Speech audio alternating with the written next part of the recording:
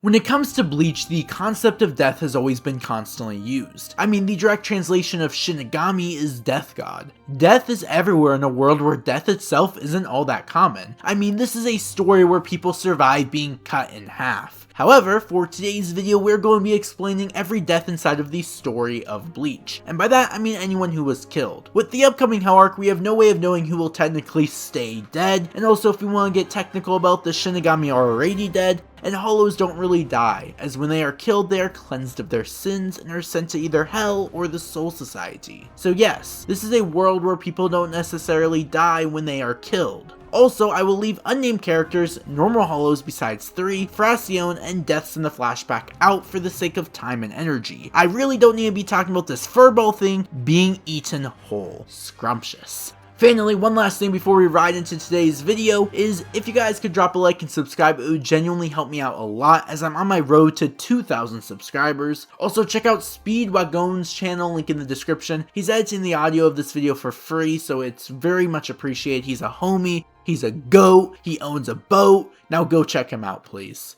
But anyway, without all further ado, let's get into the video. The first 3 deaths in Bleach will be the 3 normal hollows I was referring to before. The first death being Fishbone. Fishbone is the first hollow Ichigo ever encounters, and while I was considering not including him, I realized I should start this video where it all began. Fishbone was killed by Ichigo immediately after Ichigo got his powers. You see, Ichigo fought him because he was about to kill and eat his entire family. He was holding his sister in one of his hands, and Rukia was too injured to fight, as moments prior, he had attacked and injured Rukia while she was trying to protect Ichigo. So she decided to transfer her powers to Ichigo, and right after Ichigo got his powers, he immediately cut Fishbone's arm off, followed by his egg, and eventually his entire face. Anyway, let's move on to the next hollow. The second hollow being Sora Ino. Sora Ino is one of the more tragic deaths in Bleach, as he is Ohime's older brother and was stuck in the world of the living, watching over Ohime, having to hear her say Kurosaki-kun when one day he was dragged into Hueco Mundo and turned into a hollow. As most hollows are, Sora immediately went after Ohime, consumed by rage and negative emotion. He blamed her for everything, knocking her out and taking her soul out of her body. He was prepared to turn Ohime, his sister, into a hollow. Ichigo of course comes running to save the day, however Sora was way too powerful for Ichigo. Easily overpowering him, he made everything seem hopeless. Sora blamed Ohime for everything, ready to kill her. It was obvious that wasn't the same Sora that was once alive. But then Ichigo Kurosaki stood up and started yelling at him, telling him that the reason why big brothers are born first is to protect the little ones that come next. Ichigo questioned Sora as to what kind of a brother would threaten his own sister's life, and how not even a monster would do this. This pisses Sora off as he dashes towards them, ready to consume them as he bites down. And when everything is revealed, it's revealed that he bit down on Ohime and she's hugging his mask and apologizes, explaining how everything she's ever done was to try to show him that she loved that she was happy to allow him to pass on, that she had never forgotten him. Everything goes to the hollow version of Sora's head, and as he realizes that he was so caught up in his own loneliness that he forgot about his own sisters, his humanity starts to take over, and he ends his own life. He does so by using Ichigo's Zanpakuto right before his instinct takes back control. The final hollow death is Shrieker. Shrieker's death is simply important because he is the introduction of Hell itself. Ichigo kills him like any other hollow, it's literally just the same exact thing, but the only important part is that as he's dying, instead of being purified, the gates of Hell open up and condone him for his sins as a human. You see, he was a serial killer in his past life, and because the Zanpakuto only cleanses the sins that you commit as a hollow, he was condemned to Hell. Anyway, let's enter the next death because who cares about Shrieker. Skipping all the way to chapter 187, we see the first Arrancar in the series, Grand Fisher. He is the hollow that killed Ichigo's mother, and he barely escaped death last time by Ichigo's hands. You see, Grand Fisher has now become an Arrancar, and now he's hunting down Ichigo. However, Isshin Kurosaki appears right in front of him, and as Grand Fisher laughs confidently thinking that he's gonna destroy Isshin, he quickly fails. You see, Grand Fisher was under the wrong illusion that the strength of a captain was equivalent to his Zanpakuto size. Thus, Grand Fisher having a Zanpakuto that was bigger than Guts' sword somehow, yeah, he was pretty confident all things considered. However, his downfall in that understanding was all because he became arrogant in a world he truly had no understanding of. Isshin destroys Grand Fisher in a single blow, not even giving him a chance in the battle. The next death would be actually Loopy in chapter 240. Now this is a really weird case as he is brought back as a zombie by Mayuri, but I'ma count it because this is my video, my rules. Anyway, pretty much Loopy was nearly killed in his fight against Toshiro Hitsugaya, and after leaving and managing to escape, it's all revealed that this was only a diversion to capture Ohime and Nodt. This obviously pissed him off because he was upset that he was gonna have to hear Kurosaki-kun 24/7, so he gets angry at Aizen and he screams at Aizen. However, Aizen commands Ohime to heal Grimmjow's arm as an example. You see, prior to Loopy being the 6th Espada, Grimmjow actually held that title. However, after Grimmjow lost his arm, Loopy took Grimmjow's role away from him as Loopy had become stronger. Immediately, however, as Grimmjow's arm gets healed, he looks at Ohime and asks her to heal his burned back, where the number 6 used to be. Immediately after she does this, he dashes at Loopy, shoving his arm into Loopy's gut and then using one of his Seros to explode Loopy. Loopy's final words were cursing Grimmjow. Anyway, let's get into the next death. The next major death comes in chapter 269, hee funny number, when Arrancar is killed by Rukia Kuchiki. In one of the best fights of the series, we see Arrancar taking the form of Rukia's master, pretending to be him, and while he is constantly making attempts to destroy her mentally as he is consumed by greed. He becomes a little too carefree, and as he destroys her Zanpakuto, he stabs her with Kaien Shiba's Shikai, raising her above him. After all, she had no weapon, what can she do against him? However, little did he know, she had an attack that reformed her sword, and as she weakly raised the hilt of her Zanpakuto to be angled right towards his head, she activates the dance and a new sword is formed, destroying and causing Arrancar to die. His death was filled with suffering, as they screamed on the ground, slowly dying, begging Lord Aizen to save them. Following Arrancar's death, Rukia was badly injured. Unable to move, collapsed on the floor, Zommari the 7th Espada approached her body. Pulling out his Zanpakuto, he was prepared to finish her off. However, fairly quickly, Byakuya appeared ready to protect his only pride. The battle was one of speed until Zommari activated his Resurrection. Immediately, he attempts to take control of the battlefield. However, quite easily, Byakuya figures out his major weakness. He learns that Kido can affect his ability. You see, he learns this because Zommari takes control of Rukia's body, and Byakuya uses Paralyzation Kido to stop her movements. Once stunned, Byakuya ends up using his Bankai, and the Bankai was super effective. Like, just think of Byakuya's Bankai as like if a Pikachu fought a Squirtle and used Thunderbolt. You see, Zommari was barely able to survive against Byakuya's Bankai because it was super effective. There was way too many petals, and in the long run, he couldn't control close to any of them. Luckily though, Zommari barely survives this encounter, using a skill that we didn't really know about beforehand.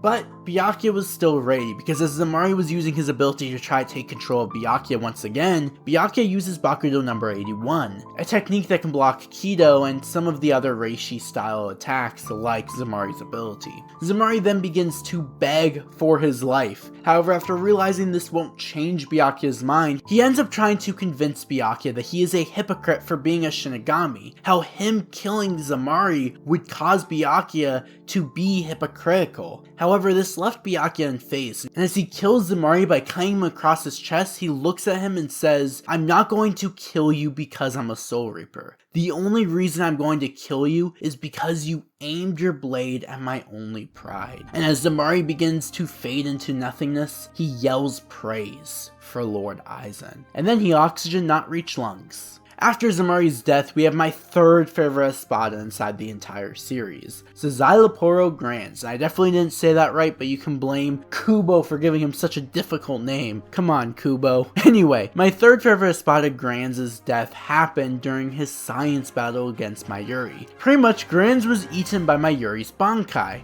and he was still attached to Nemu's body. Dang, out of context, this sounds like it's like really inappropriate, but I swear it's not. Luckily or unluckily, Grands though had become what he viewed as a perfect being. He was able to become reborn through Nemu's body. Dang, this really sounds really weird out of context. Anyway, Mayuri had included a drug in Nemu's body, and because of that, when Granz became a new being, he also absorbed that drug that was a part of Nemu. This drug being able to manipulate the perception of time itself. Pretty quickly, a second became a minute became an hour, a year became 1,000 years. And as this happened, Mayuri gave his speech and stabbed his Zanpakuto into Granz's heart, killing him. The irony here, though, is Granz's death was caused due to the perfection in which he seeked. It was the perfection that had gotten him killed in the end. But anyway, let's move on to the next death.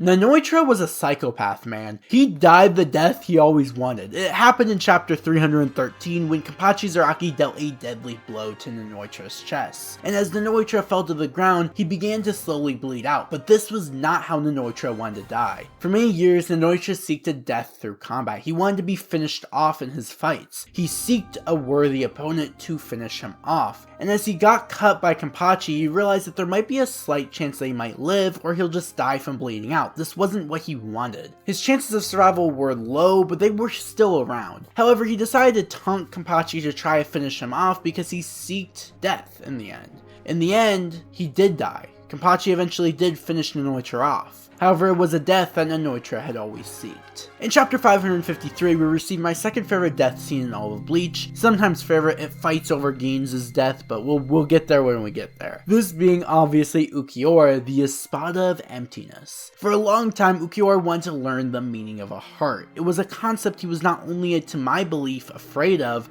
but had no understanding of. As well as Ulquiorra being the embodiment of nothingness, his soul finds no value in anything. The only thing he enjoys is proving to others how meaningless life is, trying to rip their hope and cause them to fall into despair, or the sense of nothingness that he himself is in. And he also enjoys following Lord Aizen. He is the very hollow that took Ohime away, that fought the Ichigo that was so full of hope and want, yet Ulquiorra's only desire was to fill him with despair. What's the point in trying to save someone if your chances are zero? And while against Ichigo, Ulquiorra was destroying him. In fact, Ulquiorra had literally killed him. However, eventually White knocked on the door and took control of Ichigo's body, transforming him into a monster. Master Lord Ichigo fought and quite easily was destroying Ulquiorra, and it was here where their roles had switched. Ichigo became the very monster he was fighting, and Ulquiorra was losing so easily. Ulquiorra had already accepted his own death because he had no hope to begin with. You see, Ichigo was fighting Ulquiorra for a long period of time because he still retained hope. He was hoping that somehow he could come out on top even though Ulquiorra was such a menacing foe. Ulquiorra was so overpowering. However, the second the table shifted, Ulquiorra had no hope because he was filled to the brim with emptiness. And as his organs were destroyed, he was killed. However, right before his dying moments, remembering the fight, he looks at Ohime. He speaks to Ohime. He tries to understand Ichigo, and as they're speaking, and as he asks Ohime if she was afraid of him, he finally realized the meaning of a heart. And as he realized this very concept, he withered into nothingness. And let me say, I wish I could give a way longer explanation of this moment, but that would take way too much time of today's video, so we are going to move on. But just as a reminder, his death affected not only Ichigo, as Ichigo became afraid of his hollow abilities throughout the arc, but also because Ichigo became fully hollowified, it freaked Ohime out. Anyway, let's move on. The next death in Bleach was none other than the king of Hueco Mundo, Baraggan, the man who died of his own abilities. He was fighting none other than the worst captain that nobody loves, and the goat Heichi. Basically, Baraggan used his ability on Heichi's arm, but Heichi big-brained his ways out of death. He teleported his arm into the body of Baraggan, which made Baraggan's own ability age himself. This was literally like the ultimate Uno reverse card, or the ultimate no you, but there is one redeeming quality to Baraggan. In his final moments, he throws his axe, and as it appears to aim for the goat Heichi, we all feeling sad because we all know Heichi is best character of all time. Not really, but I don't know why I'm saying that. I'm just saying that because we eventually quickly discover that in his final moments he was trying to kill Lord Aizen, exalt his revenge. It was a pretty cool death, all things considered, but yeah. Let's move on. Following Baraggan's death, we have my second favorite Espada, Coyote Stark. Stark's death destroyed me while reading the story of Bleach. You see, he had the misfortune of facing the future head captain of the Gotei 13, Shunsui. And as he faced the most captain level enemies at one time between all the Espada, Stark's death was because of one of the child games Shunsui had brought to life. Shunsui played dirty, as he picks the color black and cuts Stark's most vulnerable spot, his hollow hole. Stark falls into his death. And as I explained, as he's dying, he realizes that he was never truly alone. Stark stood for the concept of solitude, and he plays that role so bloody well. But again, I could spend hours talking about Stark because I love his character, similar to Ulquiorra. I'm not gonna do that. Maybe for another video. Oh wait, I did do that for another video. Check out my Stark video. Eye icon in the top right corner. Yeah. Next death. Kaname got nuked from the inside. Is that a pause? I don't know. Anyway, in all actuality, Kaname had lost his fight against Kamamura and Shuhei, and while he was severely injured, they were planning on actually saving him, but Aizen killed him. While in the manga and anime might make it seem that way because he had betrayed him or lost to his opponents, it is later stated in Bleach Can't Fear Your Own World light novels that it's a little bit different as Aizen speaks to Shuhei. However, I'm not gonna spoil any of the Can't Fear Your Own World light novels.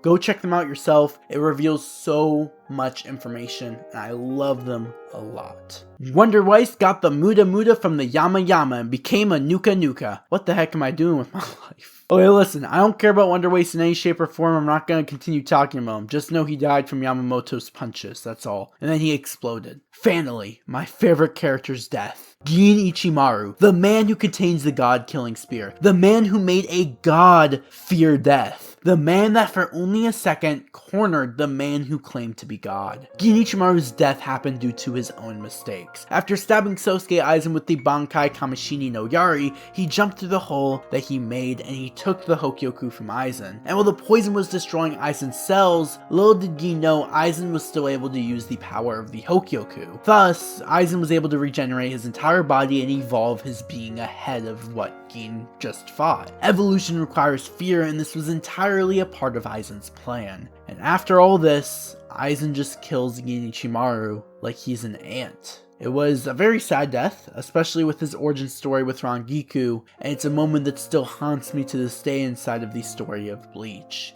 Gin Ichimaru is truly a tragic character, all things considered, and it's kind of sad that he didn't recognize the true power that Aizen contained. Okay, listen. No one cares for this walking Hulk copyright infringement. That was a joke. Kubo, please don't sue me. Giriko is the type of character who trusted too much in his own skill, and he fought Kenpachi thinking he was gonna win. He got one shot. Anyway, let's move on. Ginjo and Tsukishima both die around the same time. Also, by the way, both of these characters come back to life in the Soul Society later on throughout the story, but that is irrelevant. Giriko as well, but again, who cares about Giriko? Anyway, Ginjo's death happened in a short but sweet fight against Ichigo Kurosaki. As the fight progresses, his sword eventually breaks, and after that he ends up getting fatally injured, falling to the ground as he slowly bleeds to death. Unlike most deaths though, Ginjo's heavily wondered what would have happened if Ichigo was in his shoes. Would their roles be switched if Ichigo was the first substitute Shinigami? Who knows?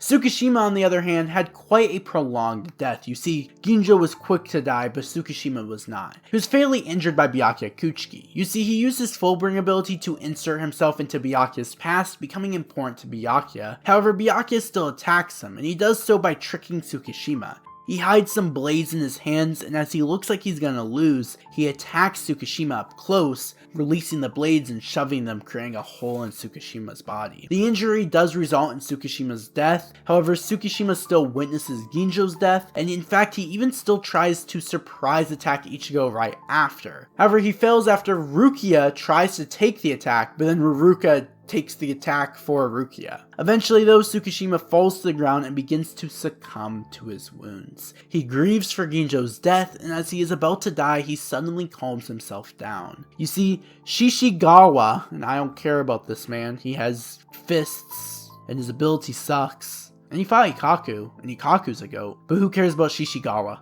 Anyway, he appears and carries him away. This action though shows to Tsukishima and proves to him that despite Ginjo's death, Tsukishima was never alone. Soon after though, he eventually dies because of his wounds. However, in one last moment, Tsukishima does have some final words towards Shishigawa, he thanks him directly, because Shishigawa made Tsukishima once again realize that he was never alone to begin with. Anyway, let's move on to the next death in Bleach, which happens in chapter 485. To the man, the myth, the legend, what the heck am I talking about, the most forgettable character, Looters. Now, Looter's death really hit hard, man. The 3 panels of him covered up in a suit really made me feel attached to him. I mean, I can relate to this man. Basically, Looters had an argument with Eburn, and as such, the proper punishment any normal parental figure would give, who is the son of the Soul King, yeah, he loses his arm for arguing in front of Yhwach. And then he tells Yhwach that they need more prep time right after,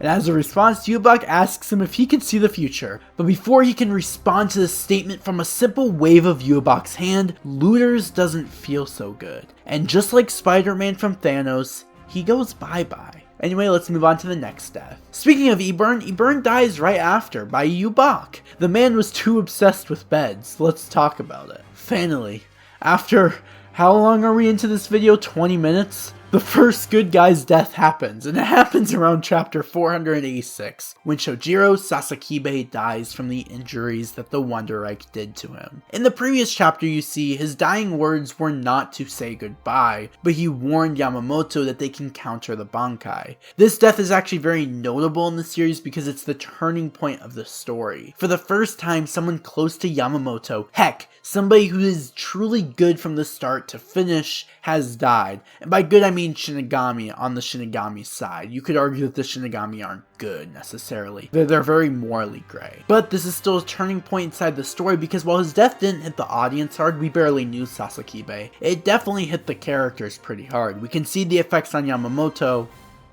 Gori, Riku, and Asuka die soon after Sasakibe. I get if you don't know these characters, as while they are barely involved in the story, Gori is a 5th seed officer of the 13 Court Guard squads, while Riku is a 3rd seed and Asuka is the 6th seed. They all die in the same way while confronting a Quincy at the same exact time. There was really nothing they could have done, and there was really nothing that their characters had. They were introduced and they were killed. Granted, previously inside the story we saw some of their character designs, like I'm pretty sure when Ginichimaru appeared we saw one of their character designs, I just can't remember who, but let's move on. Quillage Opie is the next death inside the series, and his death is actually quite a confusing one. You see, while the manga was still running, a lot of people question on how Quillage actually died. However, after putting a lot of theories together, and putting a lot of story elements together, it becomes very clear that he was killed by none other than Grimmjow. You see, he trapped Ichigo by using his Sternritter ability, Jail. Everything seemed hopeless for Ichigo, but then he randomly gets attacked from behind very quickly and is split in half by an unknown individual. I mean, we don't even see this person on screen, but from the ability and from what we can tell, it was Grimmjow. But yeah, from the best of my knowledge, nothing is official, but like it's like 99% chance it's Grimmjow. Lloyd, Banerius, and Jerome are 3 Sternritters that end up getting off-screen by the goat Kenpachi. We have no context on how they died, but it's Kenpachi, so we can easily assume that they died by a sword. Also, Kenpachi's sword is sticking through one of them, so yeah.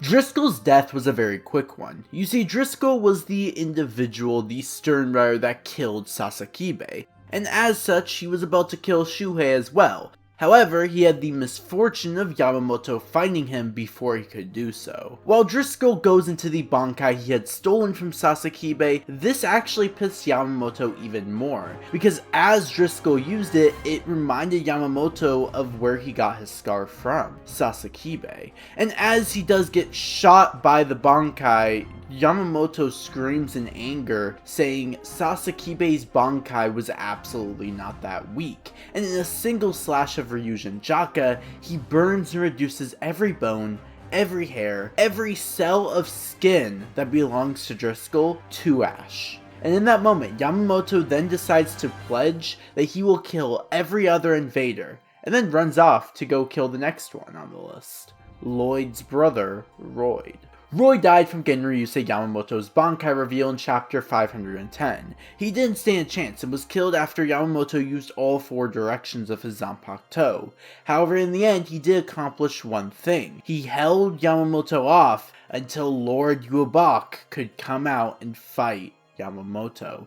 thus leading us to the next death being Yamamoto's. Yamamoto's response was to immediately activate Bankai as he saw Yhwach, but as quickly as he had activated it, it was stolen by his opponent. He was far too prideful of a being, as he had only assumed that his Bankai couldn't have been stolen. Pride was his downfall, and as Yhwach creates a sword to kill Yamamoto, he slashes him, bisecting his legs from his body. However, at this point Yamamoto refused to die like this. Yamamoto grabbed a hold of Yhwach's clothing, refusing to give up, refusing to let Yhwach destroy the Soul Society, but Yhwach simply cuts off the very arm, calling him weaker than he was the last time they had fought, saying that he died with the Quincy. And then, in one final attack, Yhwach destroys every tiny thing of Yamamoto's. The only thing remaining was his very Zanpakuto, broken. Yamamoto's death was the first one that hit the audience very well.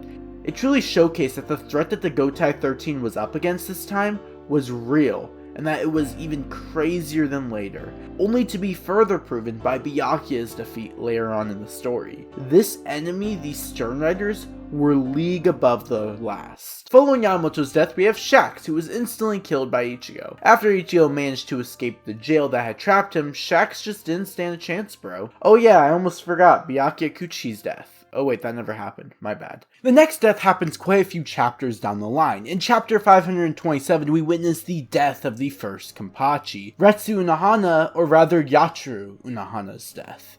This has a lot of people upset and in question. A lot of people want to know why she had to die. Why couldn't she just heal herself after the fight against Kenpachi? And I think the people who ask these questions don't understand the meaning behind the title of Kenpachi. But before we get into it, let's explain Unohana's death. Her death actually happens right after her battle against Kenpachi. Pretty much by the end of the fight, Kenpachi ends up killing Unohana and regains the true meaning of the title Kenpachi. Years ago, Unohana and Kenpachi fought, and Unohana recognized Kenpachi's strength as the stronger between them. And because of that, it made her feel guilty for having the title Kenpachi. After all, after her fight against Kenpachi, he ended up sealing his powers back because he wanted to enjoy combat more. Because of this, and because of her sin, she decides to join Squad 4, transfer over there, and become a healer captain, as she had mastered healing to prolong her battles. Now, after all that, we get to the current era of Bleach where we're set up. Unohana's the captain of the 4th division, Kenpachi is the current Kenpachi. However, the first Kenpachi has not been killed.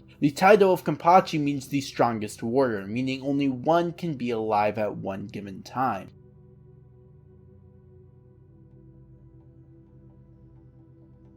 Heck, the Squad Zero came down just to help them out. But the main idea that was needed was the fact that they had to make up for Yamamoto's death, Byakuya being in a coma, and several other characters being either in a coma or dead like Sasakibe. So because of that, they needed more strength. So the new head captain of the Gotai 13, Shunsui, decided to tell Unohana and give her an order to have her rematch with Kenpachi, thus being able to give Kenpachi his power back, the thing that she took away, allowing him to not be able to enjoy fights anymore technically, but more so because he needed strength in order to keep up with other characters, and he had to be of a certain power level. So basically that's why they fought in the first place, but the reason why she had to die is because of the entire meaning of the title of Kenpachi and how she felt emotionally. If she were to not die, it would have ruined the meaning and moment of that scene and the value that is behind it. She believed only one Kenpachi should survive. And that's kind of why I think Kubo kind of put an end to her character right then and there. There's a lot more that we can get into it, but I actually made an entire video discussing Unohana's character and the death behind it. If you want to check out, you can go right ahead. BG9 and King Du both died by failing. They were defeated in their fights, and as such, Yhwach punished them fairly and justly by killing them. After all, according to Hugrim, fortune must be balanced with misfortune, and because of that, he instantly killed the tied-up King Du, followed by BG9. Master Masculine, the man I always wanted to be killed. Yeah, I was so happy when Master Masculine died, but anyway, he got way too many bloody chapters. Like, bruh, Master Masculine was like but one of the longest fights in Thousand Year Blood War, and nobody, I don't know a single person who liked Mask Demasculine. Maybe there might be somebody out there, but I had absolute hatred for this guy. I mean, James was cool. I mean, you know, James Hansen, yeah, but Mask Demasculine? Heck no. I don't know. As somebody who really liked the Sternritters and their characters and who they looked and their aesthetic, Mask Demasculine just didn't hit for me. But hey, it's totally fair if it hit for you. There's one other Sternritter that didn't hit for me, but we're gonna get into him later on in the video. Pretty much, Mask died during his battle against Renji, and he simply got overpowered by Renji. After Renji activates his true Bankai, So Zamimaru, he stabs Mask and uses his snake cannon to burn his chest and legs apart, burning Mask's entire body. At that point, I was just happy because, I mean, who liked Mask? He's dead now. Great. Good job, Renji. You took care of one of my least favorite characters in Bleach. I mean, come on. Nobody liked that guy. Let's move on. Following the death of Mask Demasculine, we have the tragic death of Rukia. Basically, during Rukia's fight against Nodt, she had to freeze her body below freezing so that fear could not affect her. She is dead in this moment, as she says she is no longer alive, as non-living things can't feel fear. Okay, she technically is dead, but not really. I had to include her in the list, even though she's alive, but I mean, we literally get a statement from her where she says she's dead. But wait, didn't Hukrim say that Byakuya had died? Oh wait, moving on. Anyway, during the same fight that Rukia dies, we see Rukia use her Bankai and turn Not's body down to absolute zero, freezing him solid and killing him in that moment. Oh yeah, also, by the way, in the moments of his death, Not was filled with fear of death and hell itself, so that's kind of like a cool aesthetic to it, but like that fight is just legendary. Rukia's Bankai is so beautiful, and the moment between Rukia and Byakuya is 10 out of 10. Anyway, let's move on. After Not's death, we have Guneo, also known as one of the two creatures Gremmy created. He is known as the fake Sternritter V for Vanishing Point. And he has a very small battle with Yatru. As he begins to lose said battle, Gremmy actually appears and imagines Gurnell out of existence, thus causing Gurnell to pass away. Gurnell's death is actually an interesting one in my opinion, as he was a creation of another being, and that same being imagined him out of existence. Like, I gotta say, Gremmy's whole aesthetic with how he like imagined stuff and how he was able to create stuff and then destroy his own creation was always very unique and interesting. Luckily for Gurnell though, his killer was killed right after. Gremmy's power is near infinite. However, as often as Bleach characters have extreme hacks, it usually turns out that their own hacks is what leads them to their eventual defeat. We have characters like Baraggan who died from his own power. Gremmy lost to Kenpachi, but that might be confusing as Gremmy's power was so ultimate, whatever he imagined became a reality. He was the visionary.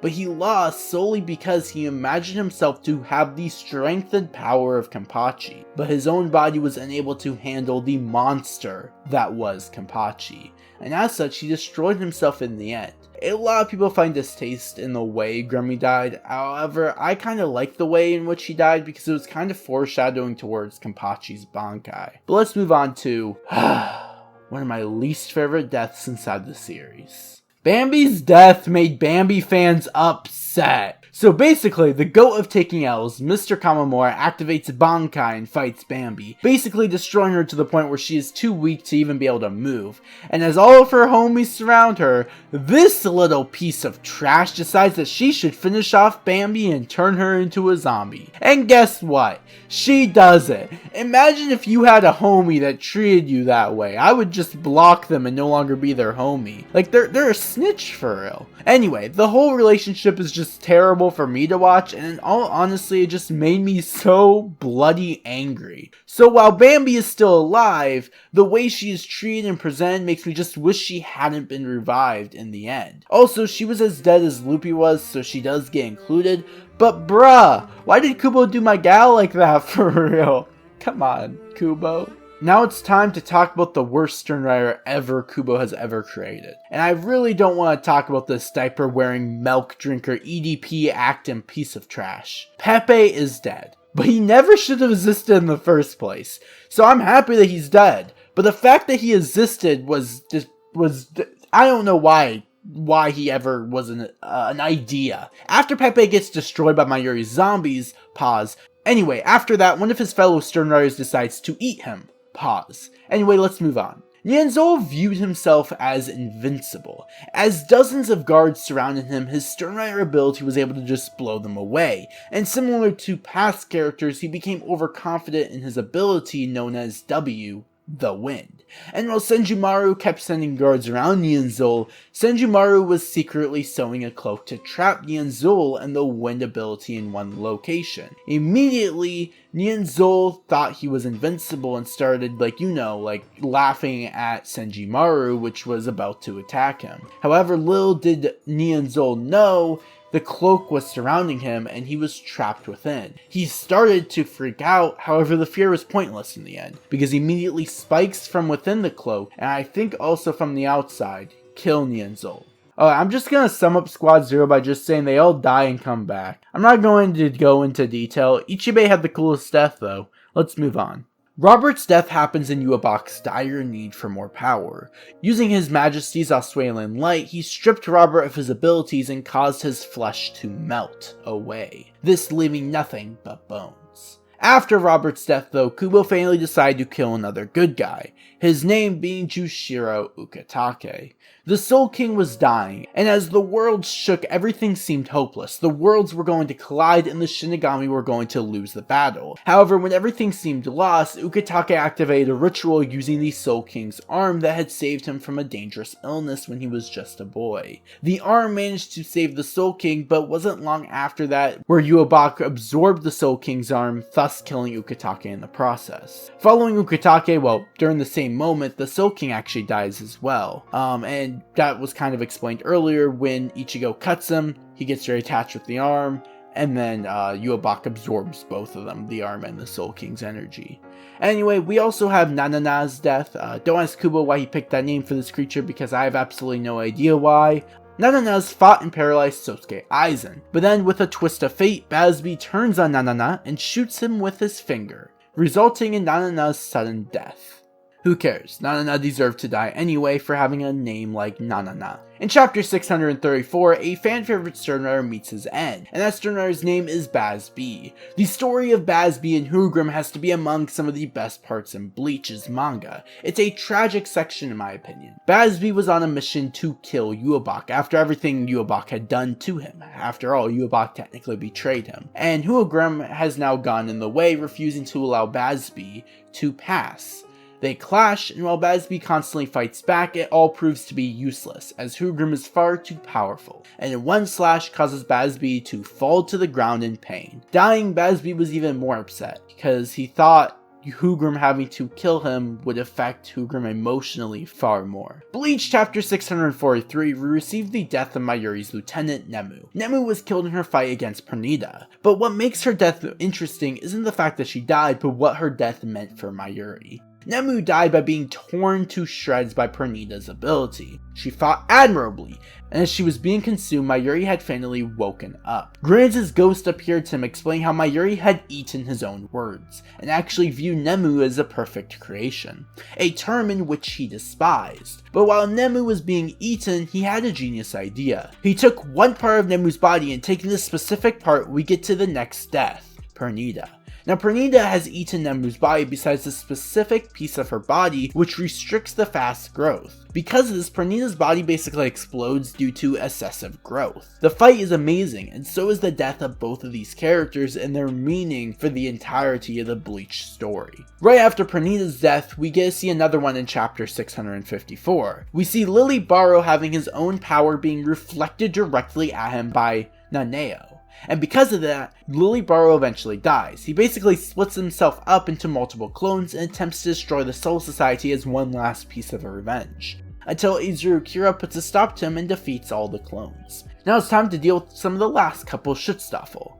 Askin's death was always an interesting one in my opinion. He was so distracted by Kisuke's broken Bankai that he wasn't expecting an attack from anyone else, especially one from a powerful Espada that was behind him. Shoving his hand through Kisuke's Bankai, he also shoved his hand through Askin's chest.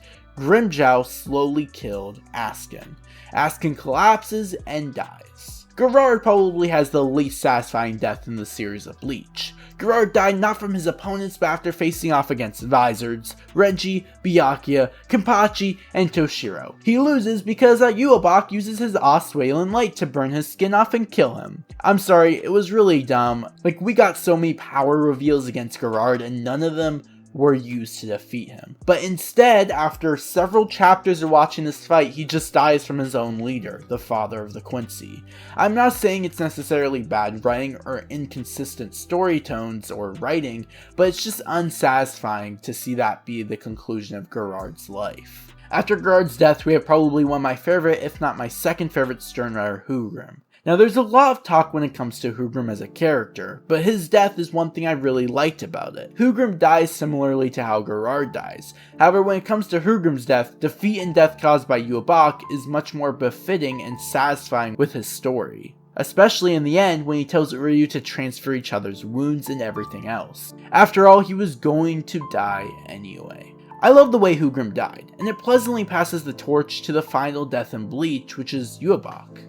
Yhwach dies not only once, but twice, and among that probably has the most complex death in the entire series, which is why I'm going to keep this short and make a follow-up video sometime next month, or the month after that, truly dissecting the fight between Yhwach and Ichigo. His first death happens thanks to Aizen's Kyoku Sugetsu. Aizen makes himself look like Ichigo while Ichigo was behind Yhwach, attacking him from behind, this killing Yhwach. However, the Almighty has power to rewrite Yhwach's death, and he does so. His second death happening thanks to several events at once, one of them being Silver and Ichigo's strength. Silver stopping Yhwach's Almighty, while Ichigo being able to kill Yhwach by cutting him. This is his second death, and while there's a lot more to it, I'm gonna end the video here.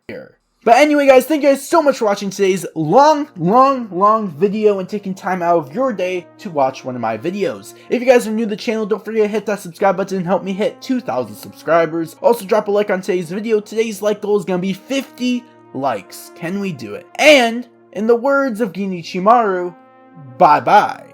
Also, don't forget to subscribe to SpeedWagon's channel and also Zoid's channel for helping me get this video out to you guys as soon as possible. Now, finally, in the words of Genichimaru once again, bye bye.